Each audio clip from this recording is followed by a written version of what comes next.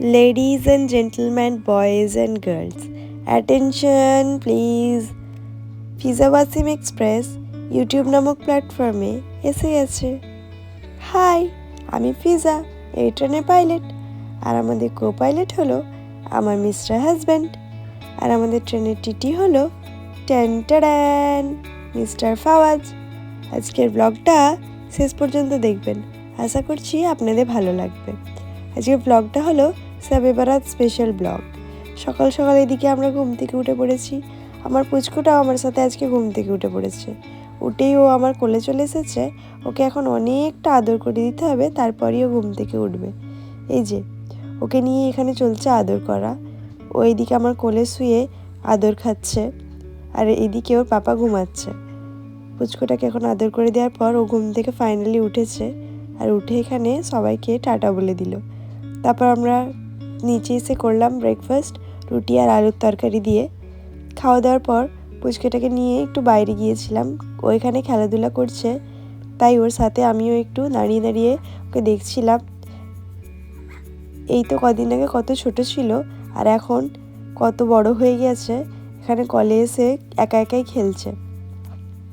ও এখানে গাড়ি নিয়ে কলের কাছে এসে খেলাধুলা করছে। আমাদের কল টিপতে দেখে ও এখন বারবার কল টিপতে চলে আসে এখানে।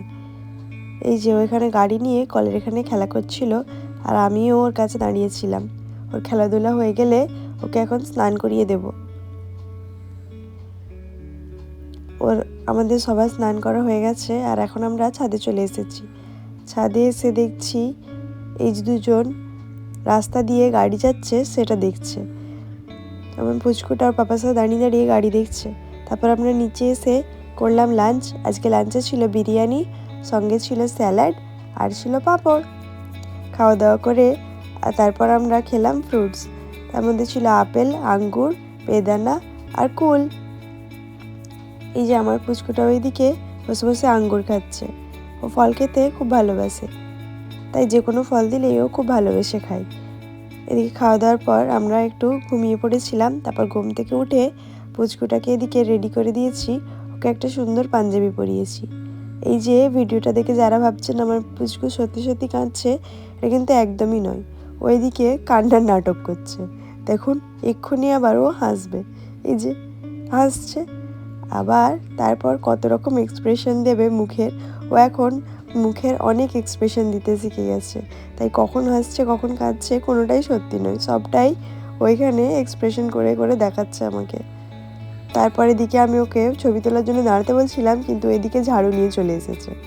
তারপর সন্ধ্যায় করলাম একটু ডালের হালুয়া। শবে বারাত স্পেশাল ডালের হালুয়া তো করতেই হতো, তাই আমি এদিকে 3 থালা ভর্তি করে ডালের হালুয়া করেছিলাম। তারপর সন্ধ্যেবেলার পাপা কাজ করতে করতে খেলো আবারও বিরিয়ানি। তো আজকের দিনটা তারপরে আমরা রাত্রেবেলায় নামাজ পড়ছিলাম, তারপর শুয়ে পড়েছিলাম, তাই আর ব্লগ করা হয়নি। আজকের ব্লগটা এইভাবেই কাটলো। যদি ভিডিওটা ভালো লেগে থাকে তাহলে একটা লাইক করবেন, কমেন্ট করে জানাবেন আপনাদের কেমন লাগলো। চ্যানেলটা সাবস্ক্রাইব করে আমাদের পাশে থাকবেন। ধন্যবাদ, দেখা হচ্ছে নেক্সট সানডে।